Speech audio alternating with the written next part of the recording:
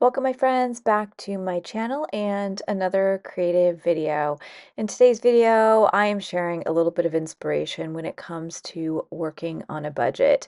One of my most popular videos here on my channel is actually how I like to turn a just regular cheap composition notebook into an art journal. And today I actually wanted to show you how about $6 or $7 can get you really far in your creativity if you are on a budget or if you're not too concerned about working with expensive or high quality supplies. I'm notorious for using everyday materials in my artwork. I often find that my art journal is the perfect place to play with things that are not archival, but a place to really experiment and use things on a budget. And what I'm going to be working with is actually just a handful of supplies and show you how far they go. A composition notebook, some Crayola markers, some Crayola watercolors, and a Sharpie pen. The total of these items cost about $6.80. I went looking for some of the cheaper end of where you could get these. They kind of vary depending on where you're at, where you're buying them. I'm in America, so obviously these prices and products might differ depending on what country you're in, where you're creating. But more than anything, I'm hoping that at the very least, this video just gives you a little inspiration of what it means to create on a budget, how far you can take things, and simply how much fun you can have with those simple supplies. Now, again, I'm going to be using a composition notebook and Crayola markers and watercolors. Now, none of these items are things that are high-end or archival. They're often not made for each other. A composition notebook has pretty flimsy, thin paper. It doesn't take that wet media, watercolors perfectly like watercolor paper would, but I love using them because I love proving to people that you can really still have fun playing with the concept of art journaling with simple supplies. And I've got lots of different videos here on my channel when it comes to working in a composition notebook or transforming one into that art journal. I will use just about anything in it, from acrylic paint to collage. I like to rip pages out, glue them together. I like using them in really alternative ways, but today we are just going to be focusing on that really cheap set of Crayola watercolors, the Crayola markers, and my Sharpie pen. Now, something I love about the Crayola brand, this is not sponsored, is that it's very, very accessible. Often a brand thought of for kids or used in the classroom. I really love Crayola because they are very accessible. You can head into a grocery store or a drugstore and actually be able to access watercolors at an affordable price. Now, while they are not going to be as high quality or as pigmented as a lot of other brands out there, I actually really love them. I often find that some of the sets really have some beautiful colors. This specific set has some really, really nice blues and greens. The Crayola markers are also super pigmented as well. I use them all the time here on my channel in a variety of different ways. And I love that you can take something, again, that is affordable or something that's often made for kids or in the classroom and actually find ways to elevate it or put your own twist on it. Oftentimes, I feel like budget and money can be a barrier to feeling like you can create artwork or have fun. In my opinion, I do not think you need to have high quality supplies or splurge on a bunch of different materials in order to have fun or to make great art or to just simply play. In fact, I really enjoy limiting my supplies or working on a budget or finding everyday tools and materials and seeing how I can use them, how I can push them, see what I can come up with. And an art journal is a perfect place to do this. I find when I buy supplies that are really affordable, they're cheaper on the lower end of that price point, I don't feel like things are so precious. And when they're not precious, I feel like I can experiment and play without being afraid of ruining something that I spent a lot of money on.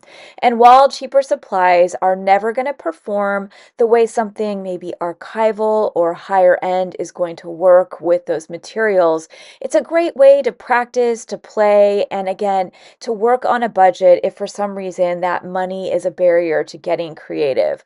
I think it's really, really important for people to find ways to incorporate creativity into their life. And the last thing I would want anybody out there feeling is like they can't access that creativity because those supplies are too expensive. And so today what I'm going to be showing you is how I really enjoy using these cheaper watercolors and markers to play on a page with color, with designs, with pattern. And in this video, I'm sharing with you one of my favorite ways to do this, which is starting with watercolor. I often like creating these really messy backgrounds that are super colorful. I love really messy fields of color.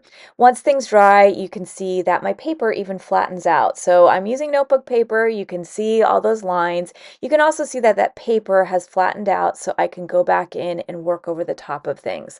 Now, I love pages like this, especially in my art journal, whether it's a cheaper art journal like I'm using here, or if I'm working in a higher end, higher quality art journal with watercolor paper. I love working this way, and I'm going to do this regardless of my tools, materials, and how much money I've spent on them because my brain loves it, my creativity loves it. It's very, very relaxing and a fun way to work on a surface. But I'm going to just be using those Crayola markers to start working across my surface with a little bit of what I consider doodling or surface design. It's often picking different colors and working inside of all that color that I have in the background and seeing what I can come up with.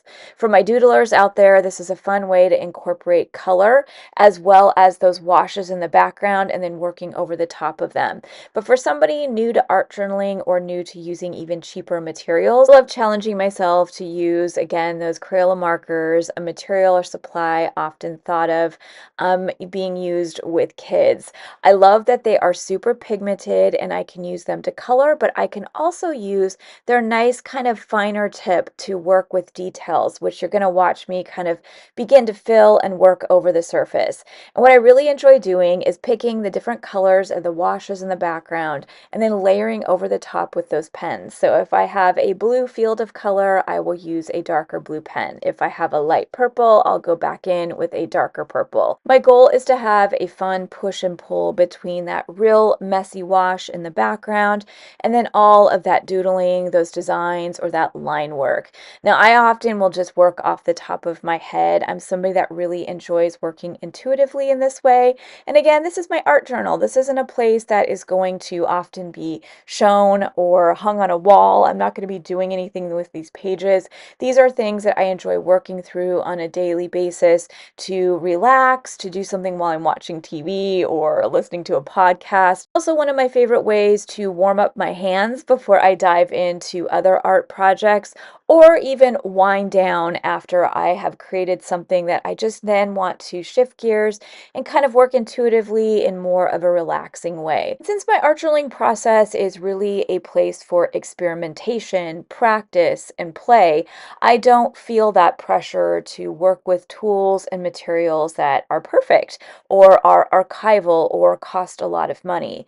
In fact, I love that this kind of process with $6.80 for the budget really pushes me to get creative with the tools and supplies that I have on hand and see how far I can take them. Now, there are so many different ways that you can work in a cheap notebook or a cheap sketchbook or art journal with minimal supplies, and this is just one of the ways that I enjoy working simply because it's really relaxing, and the end result I think is very colorful and beautiful.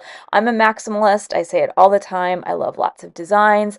I love mashing up different designs and motifs, and so this is a process that I really enjoy working through when I'm sitting down and opening up that art journal. But I'm hoping that as you watch me kind of transform this page, that you feel a little bit of inspiration and might get a few ideas that you could incorporate into your own process. And I'm also hoping that you might feel inspired to play around with just simple tools and materials. So often we are told that we need to buy the next best thing or the brand new supply or brand that's on the market. And don't get me wrong, I love doing that. I'm somebody who loves experimenting and working with different supplies. But I know there's so many people out there struggling with their budget and maybe feeling like they can't make art because they don't have the money to afford things to get creative or even simply play and experiment. And I'm hoping this video shows you that you really need minimal things to have fun, to create a beautiful surface, to maybe even have a journal that you can work through and challenge challenge yourself on a daily basis. It doesn't have to be a work of art, doesn't have to be anything that looks like something or a composition. It doesn't have to be anything technical. It has to just really appeal to you in the moment and what feels creative.